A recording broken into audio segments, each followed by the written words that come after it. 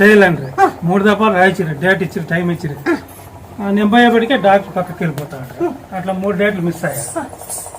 లాస్ట్కి ఆపరేషనే కాదా, 3వ దఫా చెకప్ చేసుకొని పోయి చూపిస్తే నీకు నార్మల్ వచ్చింది, నువ్వు మాత్రలే వాడు బాగుంది.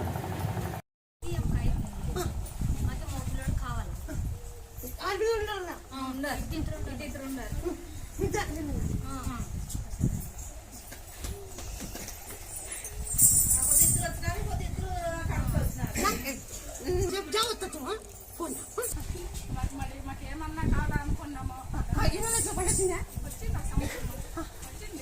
మీరేమని చెప్తే అదల్లా మా గ్యారెంటీ అయింది.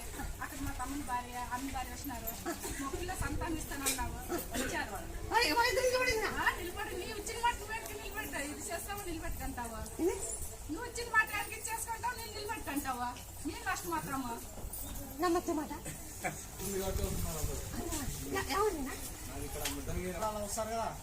ఇప్పుడు దగ్గర ఎవరు ఉపయోగనే చూసిన నిమ్మకాయలు ఇస్తారు, నువ్వు కాలు పట్టుకొని చెక్ చేస్తావు.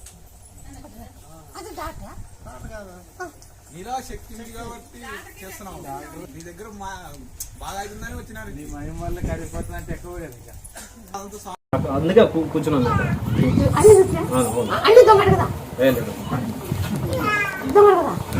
నడుస్తున్నా లేదా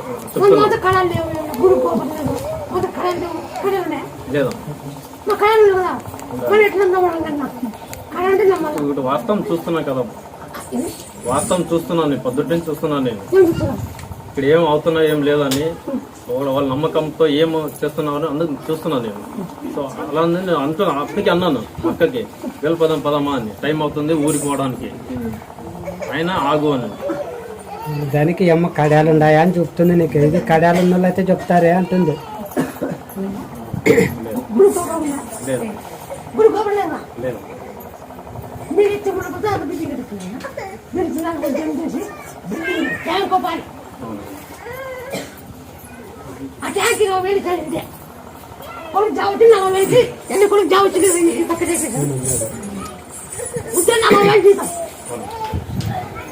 వేలు వచ్చింటే జీతం పైకి జీతం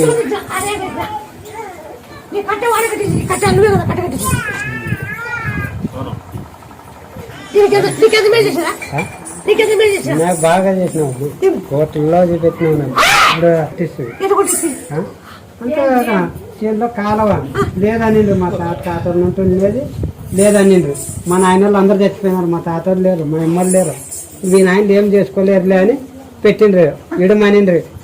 మాకు 10 ఎకరాలకి